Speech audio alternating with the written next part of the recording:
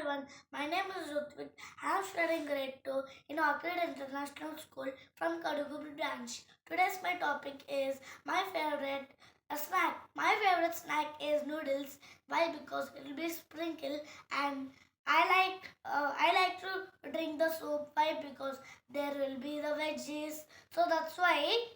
But I will not eat outside noodles. I will eat in my homemade noodles. I will eat now. I will eat twice in a month only. It's not good for health also. Thank you.